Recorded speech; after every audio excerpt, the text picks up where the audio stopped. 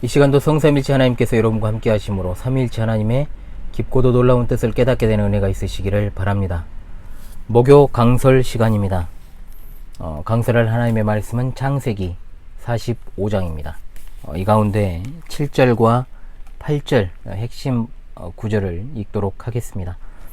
하나님이 큰 구원으로 당신들의 생명을 보존하고 당신들의 후손을 세상에 두시려고 나를 당신들보다 먼저 보내셨나니 그런즉 나를 이리로 보낸 이는 당신들이 아니요 하나님이시라. 하나님이 나를 바로에게 아버지로 삼으시고 그 온 집의 주로 삼으시며 애굽 온 땅의 통치자로 삼으셨나이다. 아멘. 우리 그리스도인의 삶의 태도에 대해서 가장 잘 보여주는 성경 본문이 어디냐 묻는다라면 저는 주저없이 창세기 45장을 이야기합니다. 그리스도인이 세상에 대하여 그리고 세상이 그리스도인을 볼 때 세상과 그리스도인들을 명확하게 구분짓는 모습과 기준이 바로 창세기 45장에 등장하기 때문입니다. 참된 종교인 기독교가 가진 특징이 많이 있습니다. 이른바 기독교의 근본 교리라 불리는 것들입니다. 삼위일체 신앙부터 시작해서 예수 그리스도의 재림에 이르기까지의 여러 이 기독교의 근본 교리들은 그야말로 기독교가 서고 무너지는 것과 관련이 되어 있지요. 그러나 기독교의 근본 교리들은 그야말로 기독교만이 가지고 있는 참된 종교의 특징이라고 말할 수 있고, 불신 세상이나 불신자들과의 관계성 속에서 이러한 근본 교리는 사실상 잘 드러나지 않는다라고 볼 수 있습니다. 그러나 오늘 우리가 접하게 될 이 교리는 그야말로 일상적인 주제이면서도 쉽게 우리의 삶에서 드러나는 문제이기 때문에 하나님 나라의 백성과 그리고 세상 나라의 백성을 구분짓는 그야말로 국경선과 같은 것이라고 볼 수 있겠습니다. 그것이 바로 뭐냐? 바로 제가 화요일에 강론했던 하나님의 섭리입니다. 섭리. 하나님께서 세상 만물을 창조하시고 그대로 내버려 두신 것이 아니라 보존하시고 협력하시고 통치하신다라고 하는 것, 이것이 바로 섭리의 핵심이죠. 이 세상에는 두 종류의 사람이 존재하는데, 하나는 이와 같은 하나님의 섭리를 믿는 신자와 또 다른 하나는 이 세상의 모든 일이 우연 또는 운명에 의해서 이루어진다라고 믿는 불신자입니다. 그런데 교회 안에 있는 상당수의 어떤 이들은 하나님의 창조는 믿되 하나님의 보존하시고 통치하시고 협력하시며 다스리시는 섭리를 믿지 않는 사람들도 있습니다. 이런 사람은 하나님의 창조를 믿는다고 하지만 실제로 믿는 사람이 아닌 거죠. 그러므로 기독교적 감수성이 충만한 종교인이라고 말할 수 있지 참된 신자는 아닙니다. 이를 이제 실천적 무신론자라고 부르기도 하죠. 그런데 너무나도 안타깝게도 하나님의 섭리라는 이 고귀하고 놀라운 기독교 핵심 진리이자 근본 교리가 몰지각한 자들에 의해서 왜곡되고 있다는 겁니다. 아이러니하게도 불신자들이나 불신 세상에 의해서가 아니라 하나님을 믿는다는 목사나 신자들의 입술을 통해 하나님의 섭리 교리가 왜곡되고 있다는 것이죠. 물론 그 가운데는 이단이나 사이비도 포함되어 있습니다. 다만 하나님의 섭리에 대한 왜곡된 해석은 이단이나 정통을 구분하지 않고 버젓이 자행되고 있습니다. 지금은 큰믿음교회라는 이름으로 활동하지 않죠. 사랑하는 교회로 이름을 바꿨습니다. 변성을 하는 자가 있는데, 과거에도 제가 말씀을 드린 적이 있습니다만은 이제 이 집단에서 부목사 몰카 사건이라는 이제 사건이 한번 터졌습니다. 이 부목사 몰카 사건의 주인공인데, 이 집단에 소속된 자가 있어가지고 이슈가 됐죠. 다른 걸 이야기하려는 게 아니고, 이 당시에 뭔 소리를 했냐면 변승우가 이 부목사의 성범죄가 만천하에 공개되도록 하신 것이 하나님이시다 라는 희대의 헛소리를 시전했기 때문입니다. 이단이 괜히 이단이 아니죠. 자기가 마치 하나님인 것처럼 하나님의 입장에서 이야기하는 자들이 이단입니다. 멀리 있잖아요. 범죄를 저질렀잖아요. 그럼 범죄를 저질렀으면 마땅히 범죄 사실에 대한 공표, 피해당한 당사자에 대한 사과가 우선이고, 그리고 그 범죄 사실에 대한 소명을 거친 이후에 합당한 벌을 받게 하는 것이 올바른 태도 아닙니까? 그런데 함부로 하나님의 섭리를 운운하면서 하나님이 결국 그 일을 하셨다라고 이야기를 해버리면 그것은 결국 하나님의 섭리를 이용하는 것밖에 되지 않는 겁니다. 사람이 아무리 있어 보이는 척 해도 앉아서 똥 싸고 숨 못 쉬면 죽는 존재일 뿐이에요. 초대형 교회라 불리는 이른바 메가처치들이 일반인들이라면 상상도 할 수 없는 엄청난 건축 구조물을 짓고 나서 당당하게 하나님이 다 하셨다 공표하고 현수막도 걸고 이런 일들을 해요. 그러면 여러분 그런 모습을 볼 때 어떤 생각이 드십니까? 진짜 하나님 대단하시다. 어떻게 이런 건물을 만드실 수 있지? 다 하나님의 섭니다. 뭐 이런 생각이 드십니까? 어찌 인간이 계획했다라고 해서 이런 건축물을 지을 수 있겠어? 이런 놀라운 역사가 있겠어? 혹시 이런 생각이 드시냐고요? 유감스럽게도 정상적인 신자라면 그 해당 교회에 소속되어 있다고 할지라도 그 모습을 보면서 비판하는 것이 올바른 태도입니다. 정말로 가슴 아픈 사건이지만 한쪽의 정치 집단에 의해서 철저하게 이용되어서 그 의미가 퇴색되어 버린 세월호 사건 당시에도 이야기도 하기 싫지만 진짜 상당히 많은 목사들이 세월호는 하나님이 침몰시켰다 이런 정말 이야기를 설교 시간에 버젓이 해가지고 많은 문제가 됐었잖아요. 그러면 결과적으로 그런 사람들한테 묻고 싶은 게 있어요. 과정과 이유가 어찌 되었든 간에 세월호 침몰은 결국 지금 현 정부가 들어서는 계기가 됐습니다. 다 인정합니다. 결정적이었죠. 그러면 하나님이 누가 봐도 기독교회에 대해서 대립각을 세우는 지금 현 정부를 출범시키기 위해서 세월호를 침몰시켜가지고 전 정권을 끌어내리신 겁니까? 도대체가 하나님의 섭리가 무엇인지 기본도 모르는 자들이 교회의 규모가 좀 있고 사회적인 영향력이 있고 교인 숫자 좀 많다고 해가지고 입방정을 떨고 있는데 분명히 해둘 것은 교회 규모가 그 교회를 담임하는 목사의 신앙 인격과 지혜와 지식의 크기를 보여주는 게 아닙니다. 세상 무식한 인간들, 약장수 같은 것들이 수천 수만이 운집하는 교회 담임 목사를 하고 있는 시대예요.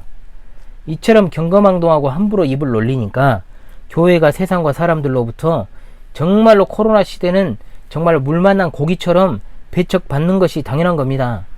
그동안 교회들의 모습이 오늘의 현실이라 이 말입니다.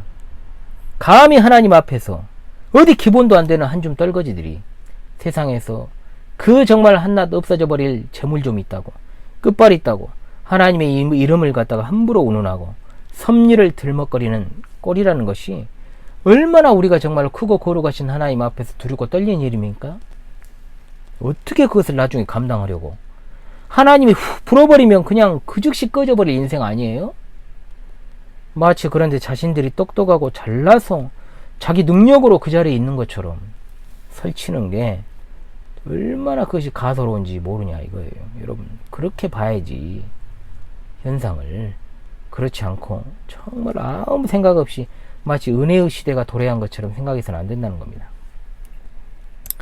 그래서 이 강서를 들으시는 시청자들이 교회 규모나 숫자, 큰 목회니 작은 목회니 사람 숫자 연연하며 정말 교회 성도 몇 명 있어요? 이런 소리도 하면 안 돼요. 덧붙이기를 뭐 그런 말 하면서도 제가 부러워서 하는 소리 아닙니다만 이런 소리도 하지 마십시오. 제가요 돈이나 출세가 목적이었다면 이 빠듯하고 고달프고 시시때때로 고통이 엄습하는 외로운 개척 목회 안 했습니다. 아예 처음부터 목사가 되지도 않았을 겁니다. 그리스도인은 그리스도인답게 최대한 신중하게 세상을 바라보고 말도 하고 행동도 해야 되는 겁니다. 자, 이 사실을 명심하십시오. 자, 오늘 요셉은 그야말로 그리스도인의 삶의 태도로의 진수를 그대로 보여주는 말을 합니다. 제가 아까 읽었던 8절입니다. 나를 이리로 보내신 이는 당신들이 아니요 바로 하나님이십니다. 진짜로 하나님의 섭리를 이야기할 수 있는 사람의 품격과 격조가 있는 말 아닙니까? 분명 애굽의 요셉을 보낸 것은 여러분 현실적으로 그를 팔아치운 형들이잖아요. 그러나 요셉은 그런 모든 일련의 과정들을 갖다 코치코치 이야기하지 않고 그냥 다 생략하고 하나님께서 나를 이곳에 보내셨다. 하나님의 섭리로 이렇게 되었다라고 말합니다. 그런데 한편으로 생각해 봅시다. 만일 이 말을요 요셉이 아니라 형들이 했다라고 하면 일성교회에서 함부로 주둥이 날리는, 전 주둥이라고 말합니다. 하나님의 말씀을 바르게 전하는 설교자의 입술은 칼빈 선생이 말했습니다. 하나님의 입이라고 부를 수 있지만 지가 짓거리고 싶은 대로 짓거리는 자의 입은 터진 주둥이입니다. 터진 주둥이. 터진 주둥이가 많죠, 이 시대에. 형들이 만일 이런저런 이야기하면 터진 주둥이가 되는 겁니다. 요셉, 너를 이곳에 보내신 이는 하나님이시다. 그러니 우리는 아무 책임이 없어. 네가 우리를 처벌하면 안 돼. 왜? 하나님께서 그렇게 하셨는데, 섭리로 그렇게 하셨는데. 여러분, 이런 태도를 취했다면 헛소리하는 일부 목사들과 신자들의 태도와 뭐가 다르냐고요? 다르지 않죠? 하나도 안 다릅니다. 심지어 마귀도 예수님을 시험할 때 하나님 말씀 인용했잖아요. 어찌 악한 본성을 지닌 인간이 하나님의 말씀을 이용하는 일이 없겠습니까? 우리는 요셉의 태도를 통해서 세상에서 살아가되 세상에 속하여 살지 않는 그리스도인의 품격과 자세와 태도를 배워야 되는 겁니다. 앞선 44장은 유다의 정말 감동적인 최후 변론이 있었지 않습니까? 그리고 45장에서 요셉은 이제 더 이상 자기 감정을 갖다가 절제를 못합니다. 통제가 안 됩니다. 이 말은 뭔 말이냐? 하나님께서 이제 이 11명의 형제를, 10명이죠. 10명 형제를 이제 베냐민을 제외하고 테스트하는 일이 절정에 다다르고 끝나게 된 거예요, 이제. 요셉은 흔히 꿈꾸는 자라고 부릅니다만은 정말로 요셉은 눈물의 사람이기도 합니다. 물론 우리가 사는 현실에서는 시도 때도 없이 눈물 흘리는 인간들이 있죠. 그걸 비교하면 안 되죠. 요셉의 눈물은 정말로 필요할 때 펑펑 쏟는 눈물입니다. 어떤 사람인지를 보여주는 증거가 그 눈물이에요. 그동안 형들과 동생 베냐민을 대하면서 정말 하나님께서 시험의 도구로 요셉을 사용하셨잖아요. 그들을 테스트하는 도구로. 꾹꾹 눌러왔던 감정이 폭발해버리니까 정말 대성통곡을 한 겁니다. 애굽 사람에게도 들리고 바로의 궁에도 들릴 정도였으니까 얼마나 껄껄 하면서 울었겠어요. 모두를 이제 나가라고 물린 다음에 요셉이 드디어 자기 정체를 밝힙니다. 지금까지는 요셉이 자기 어떤 정체를 숨기려고 통역을 세웠잖아요. 근데 통역을 물리고 직접 히브리어로 나 요셉이요, 아버지 잘 계시오, 이렇게 말하니까 형들이 얼마나 기절초풍했겠습니까? 사람이 너무 놀라면 말도 안 나오잖아요, 여러분. 자기들이 죽이려다가 손에 피 묻히기는 좀 찝찝해가지고 팔아버린 동생이 이집트의 최고 권력자가 돼가지고 자신들의 생사여탈권을 쥐고 있는데 얼마나 여러분 놀랐겠어요. 근데 갑자기 나 요셉이요, 아버지 살아계시오, 믿을 수 없는 광경이 펼쳐진 거죠. 그저 형들은 유다가 이제 대표해가지고 형제들을 대표해서 최후 변론을 정말로 하고 이 애굽의 권력자가 우리에게 긍휼을 베풀어서 그래 유다 너만 종으로 남고 참 너희들 사정이 딱하구나, 갸륵하구나 하면서 베냐민을 비롯해서 너희 형제들은 너가 아버지한테 가라, 이런 답이라도 들으면 얼마나 좋을까, 그런 생각으로 불안 초조해하고 있었어요. 그런데 이게 꿈입니까 생시입니까? 눈앞에 있는 요셉을 보고 정말로 그들의 감정은 너무나도 요동쳤을 것입니다. 일단 두려운 마음이 더 크죠. 자기들이 과거에 한 일이 있잖아요. 죄 지은 사람은 발 뻗고 못 자잖아요. 과거와는 달리 자신들과 요셉 사이에는 이제 한쪽은 생사여탈권을 쥐고 있습니다. 신분격차가 어마어마하죠. 마음 먹고 진짜 복수하려고 한다면 형들이 어떻게 되겠습니까? 그야말로 이러지도 저러지도 정말로 못하는 벌벌 떨고 있는 그들의 모습이 여러분 상상되지 않습니까? 그들의 심리를 아는 요셉이 다 알죠. 말합니다. 근심하지 말고 한탄하지 말아라. 근심하다는 말은 고통하지 말라는 뜻이고, 한탄하다는 말은 이제 불타오른다는 뜻입니다. 형들이 얼마나 지금 여기서 심적으로 동요하고 있는가 그대로 보여주는 단어가 바로 근심과 한탄이라는 단어입니다. 자기들이 지은 죄에 대한 후회, 두려움이 이제 교차되고 있습니다. 조금 거리를 두고 봤을 때는 요셉인지 몰랐어요.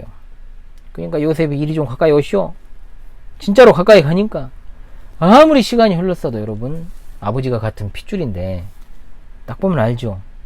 이런 기절초풍할 일이 정말 눈앞에 펼쳐지니까 이 당시 요셉의 형들의 심정을 딱히 표현하기 어려울 정도입니다. 여러분, 우리는 다시금 요셉의 말에 주목을 해야 됩니다. 여기에 그리스도인의 신앙의 태도가 들어있다고 하지 않았습니까? 당신들이 나를 이곳에 팔았다고 해서 근심하지 말고 한탄하지 말라.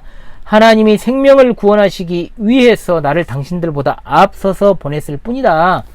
누가 이 말을 하냐에 따라서 이 의미는 달라지잖아요. 아까도 말씀드렸습니다만 과거에 우리나라가 정말로 못 살았을 때 아이들을 해외로 입양시켰잖아요. 말이 좋아 입양이지 그냥 사람 장사했죠.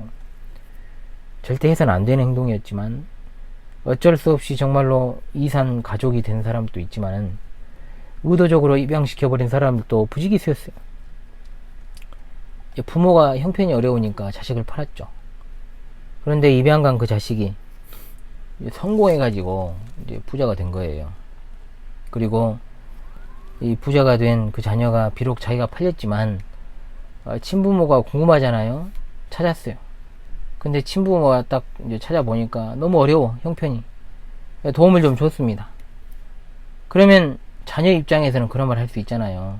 뭐라고요? 요셉처럼 비록 내가 여기 와서 죽도록 고생했지만 그래도 성공해서 내가 나를 낳아준 부모를 찾아와서 이렇게 도와줄 수 있으니까 하나님의 섭니다. 은혜다. 이렇게 말할 수 있잖아요. 그런데 아까도 제가 말씀드린 대로 반대로 자기가 어려워가지고 자식을 다른 사람한테 보내버린 부모가 봐라, 내가 입양 안 보냈으면 넌 여기서 거지꼴이었을 텐데 네가 가서 성공했잖냐? 그럼 됐지? 이런 어떤 식의 생각을 하는 사람이 의외로 많다는 겁니다. 다른 사람이 아니라 목사를 비롯한 교인들 중에 많다는 거예요. 하나님의 섭리를 운운하면서 정말 그렇게 말한다는 거죠. 적어도 최종적인 결과가 이렇게 되었다라고 말할 수 있는 것은 요셉이나 입양 간 그 자식의 입에서 그 말이 나왔을 때 맞지, 입양 보낸 사람이 그런 말을 할 자격도 없고 맞는 말도 아니죠. 웃기는 인간들이 많아요, 현실에. 세월호는 하나님이 침몰시켰습니다. 또는 전 대통령을 끌어내린 것은 하나님이십니다. 그러면 나중에 현 대통령이 감옥에 가도 또 그런 말 할 거예요? 이런 사람도 있어요. 우리가 일본 제국주의에 의해서 36년간 압제받은 것도 다 하나님의 섭리입니다. 이 나라가 해방 이후에 분단되었는데 남쪽에는 자유민주주의 국가가 들어섰고 북쪽에는 공산주의를 가장한 김씨왕조가 들어서서 우리가 지금 이 시간에 종교의 자유를 보장받아 하나님의 말씀을 마음껏 듣고 예배할 수 있는 자유를 누린다고 해도 여러분 이런 말 하잖아요. 그것은 감사의 제목이 될 수 있을지는 몰라도 그런데 이런 말을 하면 안 되는 거예요. 미국은 하나님이 세운 기독교 국가다. 그 섭리하에 미국이란 나라를 대한민국의 통치자로 세우셔서 우리가 이렇게 잘 살게 되었다. 이런 이야기를 함부로 하면 안 된다는 말입니다. 그러면 소련이 진주해가지고 통치한 북한은 마귀의 섭리로 그렇게 된 겁니까? 온 우주 만물이 하나님의 손길 안에 있지 않은 게 없습니다, 여러분. 보이는 현상을 가지고 함부로 이러쿵저러쿵 여기에 하나님의 뜻이 있네 없네, 저기에 하나님의 뜻이 있네 없네, 이것이 하나님의 섭리네 아니네, 이런 말을 해서는 안 된다는 말입니다. 하나님은 하고자 하시는 일을 하시는 것이고 우리는 하나님의 피조물이고 절대 주권자가 되시는 하나님과 하나님이 하시는 일을 겸손하게 바라보면서 섬기며 주인의 처분을 기다리는 일을 하는 종들에 불과하다는 겁니다. 그러므로 좋은 일이든 굳은 일이든 큰 일이든 작은 일이든 하나님의 손길 아래 있지 않은 일은 하나도 없다라는 것을 믿는다면 우리는 겸손하게 하나님이 행하시는 일과 또한 이루어지는 일을 보면서 하나님의 놀라우신 은혜의 경륜을 바라볼 뿐 입을 함부로 놀리는 방구석 해석자가 되어서는 안 된다는 말입니다.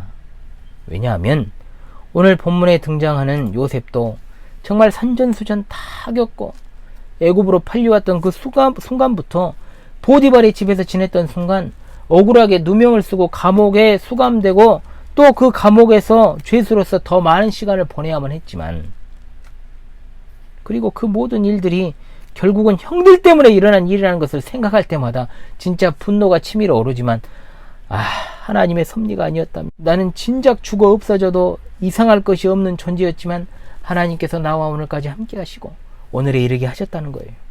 그리고 최종적으로 이러한 요셉의 섭리적인 신앙 그리고 그의 행적은 모두가 다 앞으로 장차 있을 이스라엘과 그리고 그들에게 보내실 하나님의 선지자의 행적들, 그리고 최종적으로는 예수 그리스도의 사역을 미리 보여주는 예표적 역할을 감당하는 것이니, 요셉 당대에는 7년 흉년으로부터 이스라엘과 세상을 구원하는 하나님의 섭리를 발견할 뿐이었지만 결국은 이스라엘은 신약 교회를 미리 보여주는 것이고 예수 그리스도께서 이스라엘과 그리고 유다의 계보에서 나오시게 되는 것이니 이 얼마나 놀라운 하나님의 구원의 작정과 섭리가 절절 흐르고 있습니까? 우리는 이 당시 요셉보다 더 많은 것들을 깨닫고 이해하고 인식하고 있습니다. 그럼에도 불구하고 이미 앞선 정말 제가 언급했던 것처럼 저열하고 저급한 신앙적 태도들이 있다는 거예요.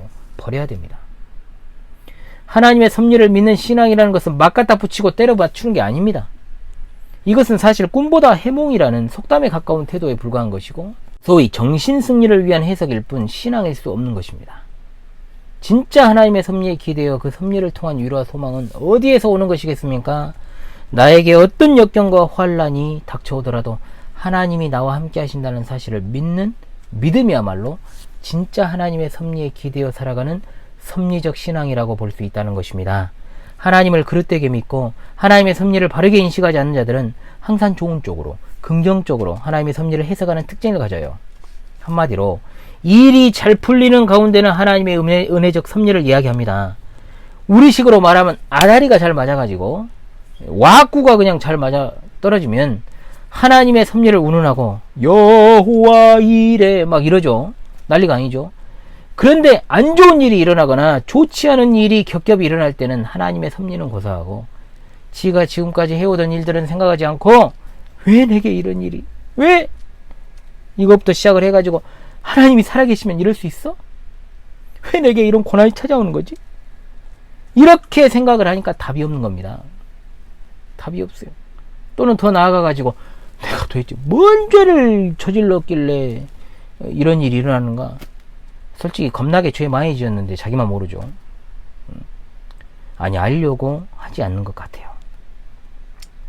요셉의 삶을 보십시오. 요셉에 비하면 발톱에 정말 때만큼도 안 되게 불경건하게 살고 제멋대로 살고 하나님의 뜻에 반하는 삶을 살아왔으면서도 지금 교회 좀 다닌다고 직분 좀 받았다고 교회 봉사 좀 했다 해서 내가 잘 되고 좋은 일이 일어나야 되고 역경이 아니라 순경만 펼쳐져야 한다라고 믿는 사람은 솔직히 말하면 그 사람은 한참 멀어도 먼 거예요.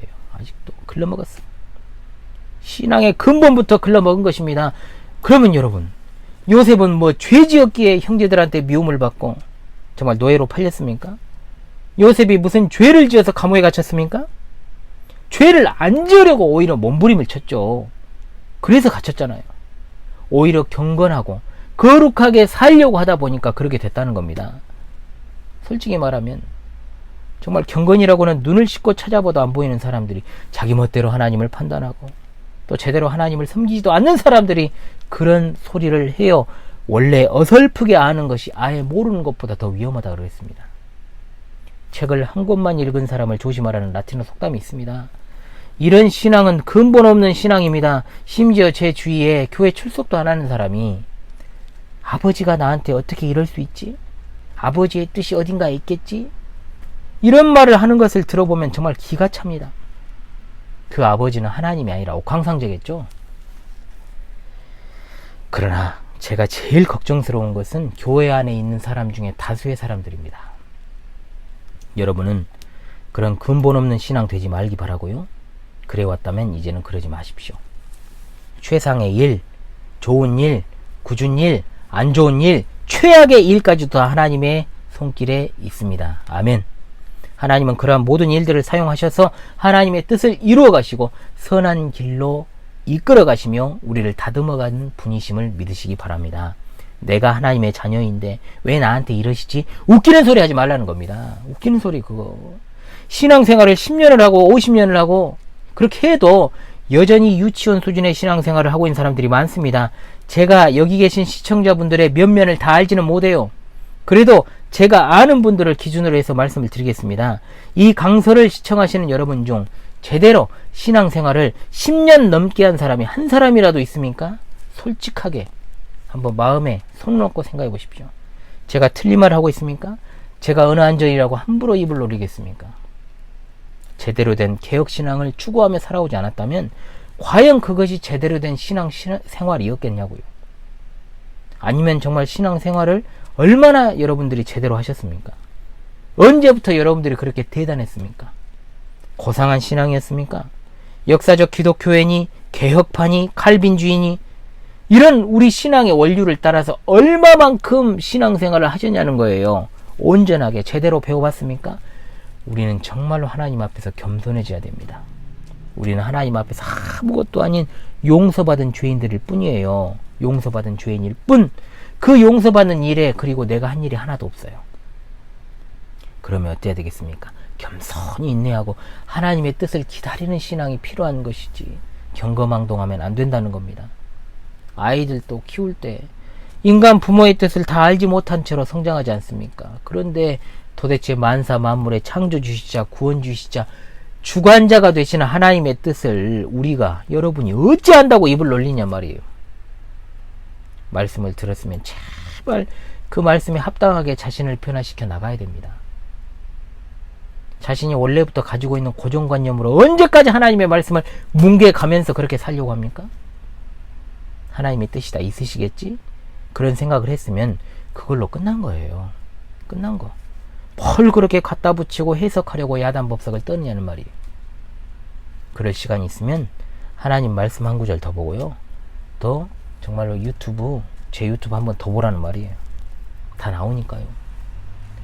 목사가 전하는 하나님의 말씀과 합당하고 합법적인 지시에도 제대로 순응하지 않으면서 조그만 삶에 뭔 일이 찾아오면 부어있고 얼굴, 입이 나오고 이러쿵저러쿵 하지 말고, 절대로 하나님을 반쪽짜리 하나님으로 함부로 만들지 마십시오.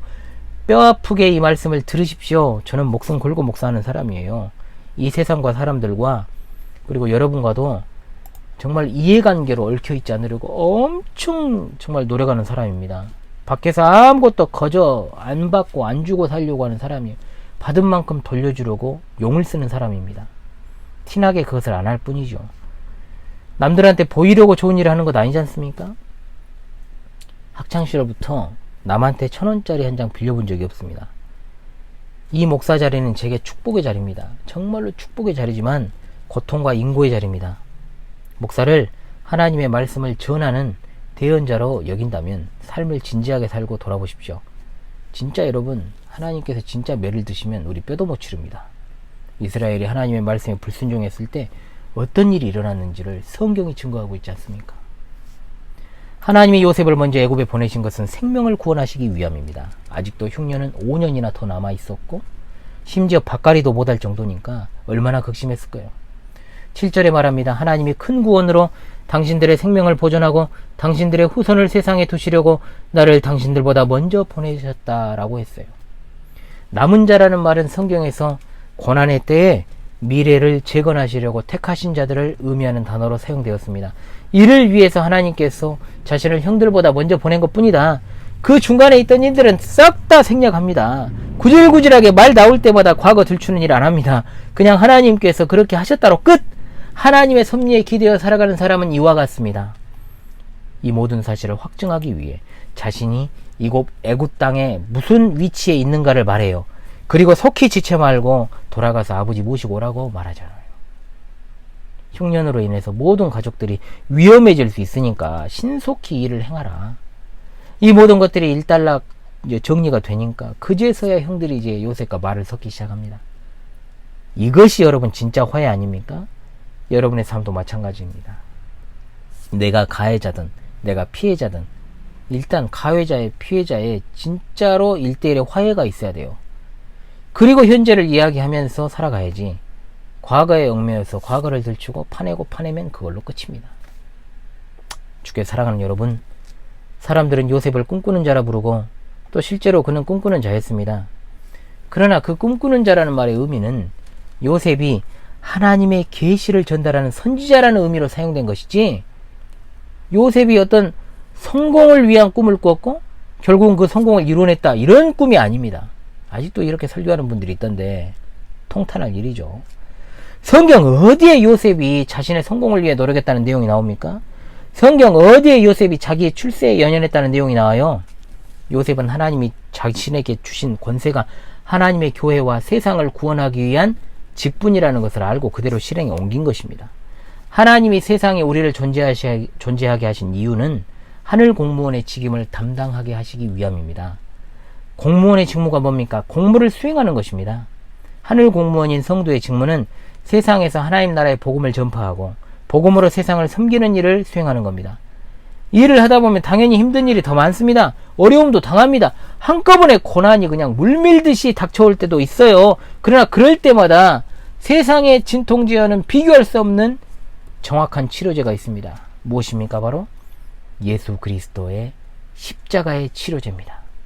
예수님이 오신 것은 섬기기 위해 오셨고 자기 목숨을 많은 사람, 즉 택자들의 대속물로 주시기 위해서 오신 것처럼 우리의 섬김을 통해서 우리와 우리 자녀들과 우리 주위의 많은 사람들이 구원을 받게 될 것입니다. 여러분, 선을 행하되 낙심하지 마십시오. 피곤하지 아니하면 때가 이르면 거두게 될 줄로 믿습니다. 하나님 나라를 대표하는 이 나라와 여러분이 사는 지역과 여러분의 교회와 여러분의 가정의 청지기들이시여 하나님께서 늘 여러분과 함께 하시기를 간절히 소망합니다. 할렐루야!